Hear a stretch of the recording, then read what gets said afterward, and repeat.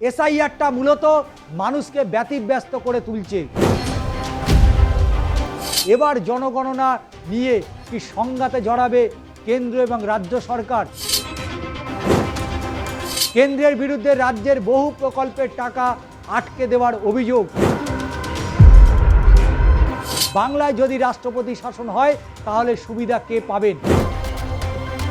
কে বা কারা বাংলাকে বঞ্চিত করতে চাইছে? আজকে সুপ্রিম কোর্টে গিয়ে বারবার গালে চড় খেয়ে আসতে হচ্ছে নির্বাচন কমিশন জ্ঞানেশ কুমারকে।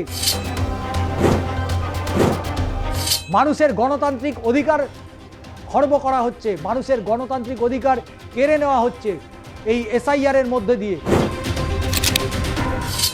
আজ সাধারণতন্ত্র দিবস এবং সারা দেশব্যাপী তা পালিত হচ্ছে, কিন্তু কেন্দ্রীয় সরকার সেটা কতটা মানছে? কারণ ফের কেন্দ্রের সঙ্গে সংঘাত। এখনও জনগণনার বিজ্ঞপ্তি জারি করেনি রাজ্য। সেক্ষেত্রে ভরা ভোটের মরশুমে কেন্দ্রীয় সরকারের নিয়ন্ত্রণে থাকা কর্মীরা বাড়ি বাড়ি গিয়ে তথ্য সংগ্রহ করতে পারেন, তাতে আপত্তি থাকতে পারে রাজ্য সরকারের। তার কারণ এসআইআরটা মূলত মানুষকে ব্যতিব্যস্ত করে তুলছে।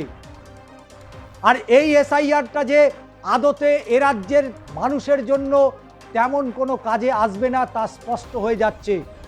2027 সালের জনগণনার প্রথম পর্ব চলতি বছরের 1 এপ্রিল থেকে শুরু হবে, অথচ গত 7 জানুয়ারি সরকারি বিজ্ঞপ্তি জারি করে সিদ্ধান্ত ঘোষণা করে কেন্দ্রের নরেন্দ্র মোদী সরকার।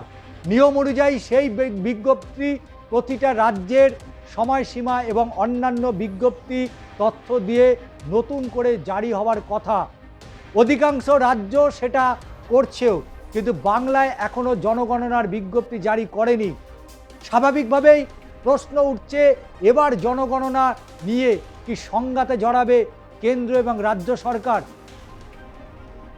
কারণ এসআইআর নিয়ে সারা দেশব্যাপী একটা সার্বিক যে পরিস্থিতি সেটা অবশ্যই নজর কাড়ার।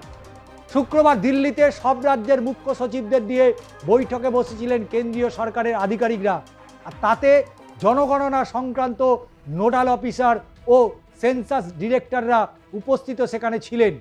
এবং সেই বৈঠকেই রাজ্যের বিজ্ঞপ্তি জারি না হওয়া নিয়ে উষ্মা প্রকাশ করেছেন কেন্দ্রীয় আধিকারিকরা।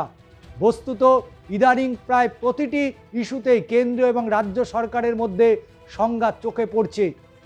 কেন্দ্রের বিরুদ্ধে রাজ্যের বহু প্রকল্পের টাকা আটকে দেওয়ার অভিযোগ এবং সম্প্রতি বিভিন্ন রাজ্যকে যেভাবে আর্থিকভাবে শেষের যে টাকার সেটা রাজ্য বঞ্চিত। স্বাভাবিকভাবেই প্রশ্ন উঠছে, আর একটা ইস্যু কি ফের সংঘাতের দিকে এগোচ্ছে কেন্দ্র? কারণ যেভাবে শেষের টাকা বাংলাকে বঞ্চিত করা হয়েছে তা নিয়ে তো প্রশ্ন উঠবেই। আসলে স্বাভাবিক নিয়মে ভোট হলে এপ্রিল মাসে বাংলা সহ 5 রাজ্যে নির্বাচন হওয়ার কথা। সেক্ষেত্রে ভরা ভোটের মরশুমে কেন্দ্রীয় সরকারের নিয়ন্ত্রণে থাকা কর্মীরা বাড়ি বাড়ি গিয়ে তথ্য সংগ্রহ করতে পারেন, তাতে আপত্তি থাকতে পারে রাজ্যেরও। এছাড়া এই মুহূর্তে পশ্চিমবঙ্গ সহ 12টি রাজ্যে এই মুহূর্তে এসআইআরে কাজ চলছে, তাতে রাজ্য সরকারের কর্মীদের একটা বড় অংশ ব্যস্ত রয়েছে। এরপর ভোট কর্মীরা ব্যস্ত হয়ে পড়বেন ভোটের কাজে।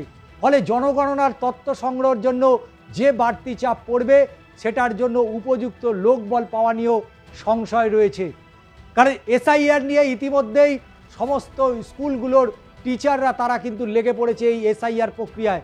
যদিও এক্ষেত্রে কেন্দ্রীয় বিজ্ঞপ্তিতে বলা হয়েছে এপ্রিল থেকে সেপ্টেম্বর পর্যন্ত যে কোনো সময় 30 দিন ধরে বাড়ি বাড়ি গিয়ে তথ্য সংগ্রহ কাজ চলবে। কোন রাজ্য কখন এই তথ্য সংগ্রহ হবে সেটা স্থানীয় প্রশাসন ঠিক করবে। সেক্ষেত্রে ভোটমুখী রাজ্যগুলিতে জনগণনার কাজটা ভোটের ওপর কতটা প্রভাব পড়তে পারে সেটা নিয়েও কিন্তু প্রশ্ন উঠছে। রাজ্য সরকার তেমন পরিকল্পনা করতে পারেন, তবে আপাতত পরিস্থিতি বলছে রাজ্য এখনই জনগণনার বিজ্ঞপ্তি জারি করেনি। এদিকে বাংলায় রাষ্ট্রপতি শাসন নিয়ে ধোঁয়া উঠছে। বাংলায় যদি রাষ্ট্রপতি শাসন হয় তাহলে সুবিধা কে পাবেন? সংবিধান দিবসে যুক্তরাষ্ট্রীয় পরিকাঠামো নিয়ে মমতা বন্দ্যোপাধ্যায় বারবার প্রশ্ন তুলেছেন এবং মমতা বন্দ্যোপাধ্যায়ের বিরুদ্ধে বারবার দোষারোপ করা হচ্ছে। কেন এই প্রশ্ন উঠছে? কেন্দ্রীয় সরকার কি তাহলে নাকে সর্ষের তেল দিয়ে ঘুমোচ্ছেন? আজকে বলছে 50 দিন ধরে বর্ডার এরিয়াতে ডিউটি করতে হবে। আজকে রাজ্য সরকারের সাথে কোনো সলা পরামর্শ ছাড়াই কেন্দ্রীয় তদন্তকারী সংস্থা তারা এসে তদন্ত শুরু করে দিচ্ছে। কে বা কারা বাংলাকে বঞ্চিত করতে চাইছে এ প্রশ্ন কেন তুলছেন না এ রাজ্যের বিরোধীদের দলনেতা শুভেন্দু অধিকারী, দিলীপ ঘোষ, সুকান্ত মজুমদার বা শ্রমিক ভট্টাচার্যরা? কেন বাংলাকে বঞ্চিত করা হচ্ছে? যে সংবিধান দিবসকে কেন্দ্র করে সারা দেশব্যাপী এ রাজ্যে সাড়ম্বরে পালিত হচ্ছে, যেখানে বিজেপি নেতা থেকে কর্মী প্রত্যেকেই তা পালন করছে, তাহলে বাংলাকে যখন বঞ্চিত করা হচ্ছে, বাংলার জনগণনাকে কেন্দ্র করে যেভাবে রাজ্য সরকারের সাথে কেন্দ্রীয় সরকারের একটা সংঘাত পরিস্থিতি তৈরি হচ্ছে, সেখানে কেন তারা হস্তক্ষেপ করছেন না? কেন তারা কেন্দ্রকে বোঝাচ্ছেন না যে সামনেই বিধানসভার নির্বাচন, তার আগে সরকারি কর্মচারীরা যেভাবে অর্ধেক স্কুলে টিচার কমে গিয়েছে, শিক্ষার পরিকাঠামো কোথায় গিয়ে আজকে দাঁড়িয়েছে? আগামী 2 তারিখ থেকে মাধ্যমিক পরীক্ষা শুরু হচ্ছে, উচ্চ মাধ্যমিক পরীক্ষা শুরু হচ্ছে, তার মধ্যে এসআইআর প্রক্রিয়া কিভাবে সামাল দেবে? তারাও তো মানুষ, আরে তারা তো রক্ত মাংসের মানুষ, তাদেরও তো ঘুম আছে, তাদের শরীর খারাপের হওয়ার আছে। সে কথাটা কি তারা একেবারে ভুলে গেছে কেন্দ্রীয় সরকার? এই প্রশ্নই কিন্তু তুলছেন। আজকে নোবেল জয়ী অমর্ত্য সেন প্রশ্ন তুলেছে, এত তড়িঘড়ি এসআইআর করার কি প্রয়োজনীয়তা রয়েছে? তিনি প্রশ্ন তুলছেন চন্দ্র বসু, এত এসআইআর তাড়াহুড়োর কিসের দরকার ছিল? যদি এসআইআর করার ছিল তাহলে 2021-এর বিধানসভা নির্বাচনের পরে কেন এসআইআর করা হলো না? তাহলে তো 24-এর ভোটে বড় ধাক্কা খেত নরেন্দ্র মোদী সরকার, এ রাজ্যের বিজেপিরা, যাতে 26-এ ক্ষমতায় আসতে পারে, সেই কারণে 26-এর বিধানসভা নির্বাচনের আগে এই এসআইআর প্রক্রিয়া শুরু করা হয়েছে। সমস্তটাই রাজনৈতিক উদ্দেশ্য প্রণোদিত আজকে স্পষ্ট হয়ে গিয়েছে। আজকে সুপ্রিম কোর্টে গিয়ে বারবার গালে চড় খেয়ে আসতে হচ্ছে নির্বাচন কমিশন জ্ঞানেশ কুমারকে। আজকে একের পর এক ঘটনা, কখনো বলছে মাধ্যমিকের অ্যাডমিট কার্ড লাগবে না, ওটা নেওয়া হবে না, মানুষকে ব্যতিব্যস্ত করে তোলা হচ্ছে, আর সংবিধান দিবসে সাড়ম্বরে পালিত হচ্ছে। মানুষের গণতান্ত্রিক অধিকার খর্ব করা হচ্ছে, মানুষের গণতান্ত্রিক অধিকার কেড়ে নেওয়া হচ্ছে এই এসআইআরের মধ্যে দিয়ে। কে আজকে ভারতবর্ষের নাগরিক? কেই বা নাগরিকত্ব পাবেন? আজকে সব নাকি মোদীবাবু আর অমিত বাবুরা ঠিক করে দেবেন কে ভারতবর্ষের নাগরিক হবেন।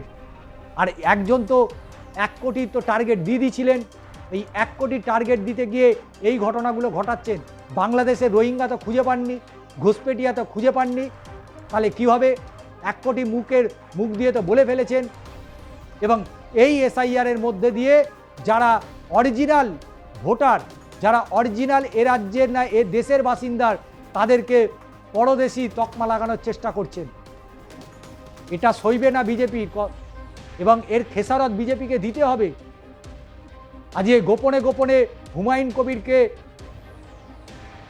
মাখন লাগাচ্ছেন, যার সাহস হলো সে কথা বলে ফেললো, এটা তো নয়। নিশ্চয়ই ভেতরে ভেতরে গোপন আঁতাত হচ্ছে, তাই হুমায়ুন কবির এত কথা বলতে পারছে। একজন বিধায়ক, সে একটা দল গঠন করে নিল, সে সরকার গঠন করবে আর বিজেপি তাকে সমর্থন করবে। তাহলে 2021 সালে যখন আইএসএফ তৈরি হয়েছিল, তখনই যে সমস্ত সংখ্যালঘুর ভোটাররা রেড়ে করে ছুটে গিয়ে আগে সংখ্যালঘু যা প্রার্থী আছে তাকেই তো ভোটটা দিতে পারত। দাদা, পঞ্চায়েত ভোট ছাপ্পা হতে পারে, পুরসভার ভোট ছাপ্পা দিয়ে জেতা যায়, কিন্তু বিধানসভা লোকসভা ভোট ছাপ্পা দিয়ে হয় না। ওখানে আপনাদের কেন্দ্রীয় বাহিনী থাকে, সেটা রাজ্য পুলিশ দিয়ে হয় না, মমতার পুলিশ দিয়ে হয় না। কেন্দ্রীয় বাহিনীর উপস্থিতিতে ভোট হয়, এবং 3 থেকে 4 দিন আগে থেকে কেন্দ্রীয় বাহিনী সারা রাজ্য জুড়ে তারা মার্চ করেন। প্রতিটা জেলায়, প্রতিটা শহরে, প্রতিটা গলিতে তারা মার্চ করেন। কেন্দ্রীয় বাহিনীর উপস্থিতিতেই তো নির্বাচন হয়। এত ভয় কিসের? মমতার পুলিশ তো আর বুথের ভেতরে বসে থাকবে না, সেখানে তো কেন্দ্রীয় বাহিনী থাকে। যারা ভোট দিতে যান, আমরা ভোট কভারেজ করতে যাই, আমরা তো দেখেছি কত রকম নতুন নতুন পরিকল্পনায় নির্বাচন কমিশনের এই ভোট তারা সংগঠিত করে। আর সেখানে মানুষ তাহলে তো এই সংখ্যালঘু ভোটই সব প্রার্থীকে দিয়ে দিত। কেন শুধুমাত্র 2021-এ একটা আসন পেলেও আইএসএফ? তাই যত আপনারা সংখ্যালঘু ভোট কাটাকুটি করার চেষ্টা করেন, আসলে আপনারা যে কাটাকুটির মধ্যেই পড়ে গেছেন এটা অন্তত স্পষ্ট বাংলার মানুষ বুঝে গিয়েছে।